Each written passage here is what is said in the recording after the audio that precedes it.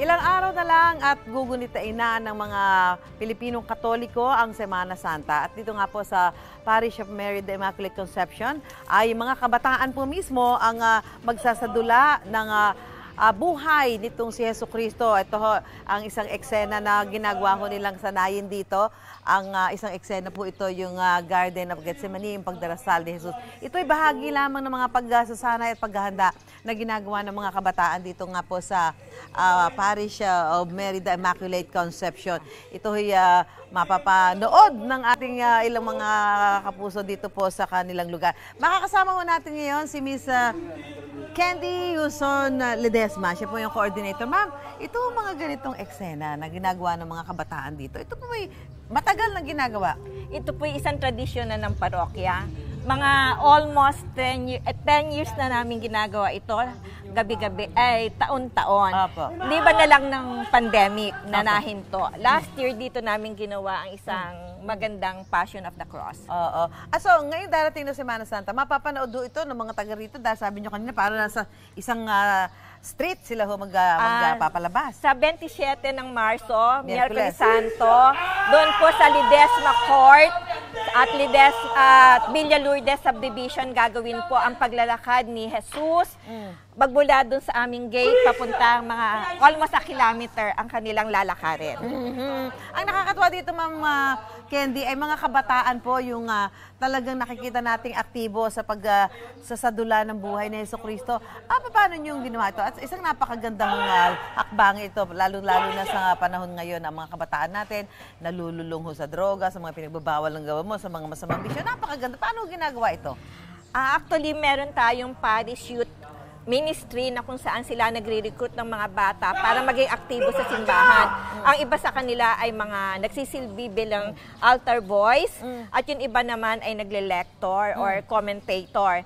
Tapos sila ay ginugrupo-grupo, nagkakaroon sila ng maliit na formation para nang sa ganon ay tuloy-tuloy ang pagiging aktibo nila dito sa simbahan. So katulad nito, magmula nung Pebrero, nagpa-practice sila. So nagkakaroon sila ng talagang camaraderie at pagkakaisa. At siyempre sa kanilang pagkakaibigan, nakakaiwas sila dun sa masasamang barkada. Masamang bisyo.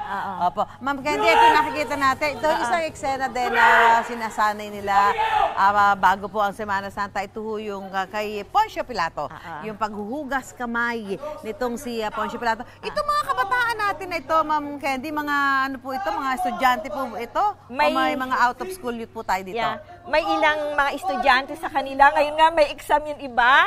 May exam ngayon. Kaya yung principal, pwede maki-excuse kami. Meron po sa kanilang working na. At meron din naman mga out of school youth. Opo. Pero ginagawa ho nila ito para ika nga yung kanilang gagawin mga pagpapalabas ngayong Semana Santa ay maging makabuluhan, makatotohanan at maisapuso ho nila. Oo, bukod doon talagang nai-internalize nila yung kanilang script. At ang maganda dito, nagiging ehemplo sila ng ibang kabataan. Na yun naman ang gusto natin talagang maparating. Na hindi lamang dito sa PMIC magagawa ito, kundi magagawa pa ng ibang kabataan sa nakakapanood nito. Nanawa sila talaga ma-emulate or magaya ang iba nating mga kabataan sa kanila. So sila ho nasa 14 stations of the cross. Mapapanood ho nila ito ng mga gagawin ho ito nitong mga kabataan lahat. Yes, 14 stations of the cross magmula sa Last Supper hanggang sa crucifixion, carrying of the cross, crucifixion, hanggang sa resurrection. At ito ay talagang step by step o magmula sa isang lugar, hahakbang ng medyo malayo-layo hanggang makarating dun sa Villa Lourdes Basketball Court kung saan magkakaroon ng pagpapako ng krus at tuluyang pagkamatay ni Jesus hanggang sa resurrection.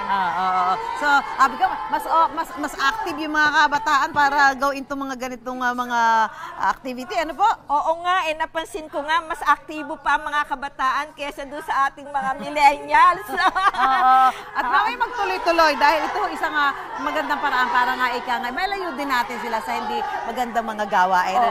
Sana nga mas marami pang kabataan na ma-involve sa susunod na taon. Opo. At nagungumbida kami siyempre sa iba pang kabataan. Join us at PMIC. Apo. Maraming salamat po si Miss Candy Yuson Ledesma. Siya po yung coordinator dito sa Parish of Mary the Immaculate Conception Parish Youth Ministry. Maraming salamat po, Mama Candy. Mga kapuso, para una ka sa mga balita, mag-subscribe sa GMA Integrated News sa YouTube. Sa mga kapuso abroad, subaybayan niyo po kami sa GMA Pinoy TV at sa www.gmanews.tv.